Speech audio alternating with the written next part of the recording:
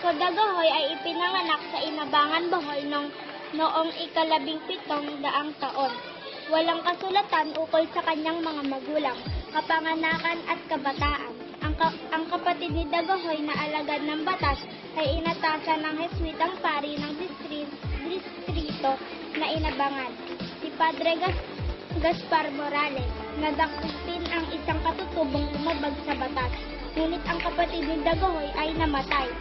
Dinala ni Dagohoy ang bangkay ng kapatid niya sa bayan para mabasbasan sa Kristiyanong libing. Ito ay tinanggihan ni Padre Gaspar Morales.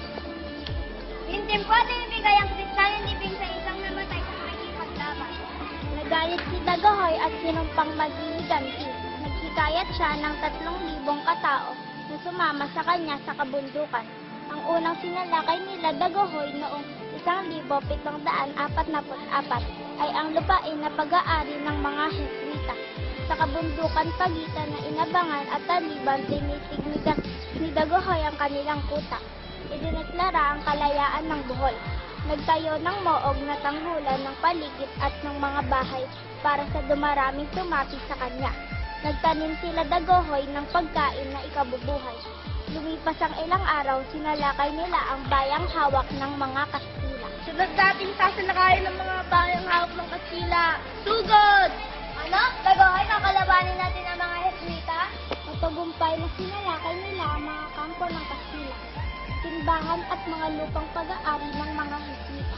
Marami silang pinatay na Heswitang pari. Isa na rito si Padre Gaspar Morales ang naging kaaway ni Dagohoy.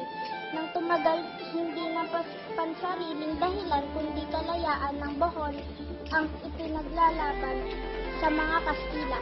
Nang laganap na ang balita ng mga tagumpay ni Dagohoy laban sa mga Kastila sa Bohol, nangamba ang pamahalaang Padala ko ng isang hukbo sa Bohol.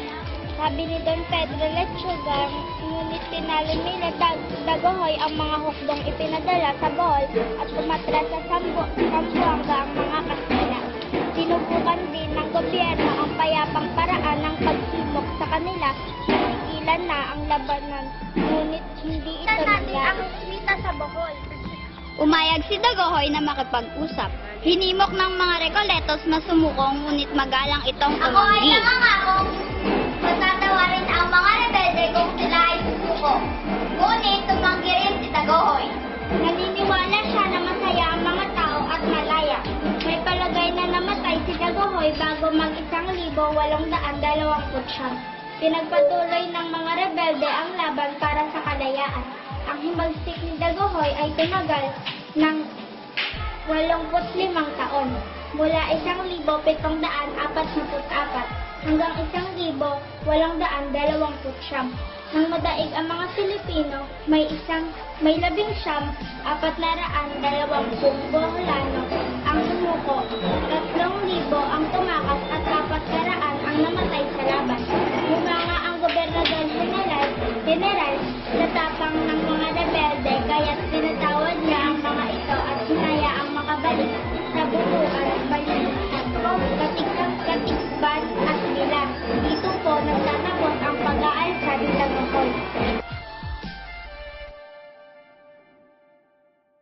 Ako ay nangangakong Ano? Dagohoy, kakalabanin natin ang mga Heswita? Matagumpay na sinalakay nila ang mga kampo ng Kastila. Sinamahan Ako ay nangangakong